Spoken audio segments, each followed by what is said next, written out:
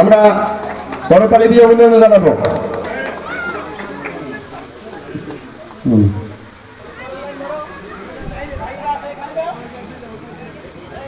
আমাদের পিছনে নেতৃবৃন্দ আছে, আমাদের ইউনিয়নের বিভিন্ন ওয়ার্ডের সভাপতি সেক্রেটারি উপদেষ্টা আছে, তাদেরকে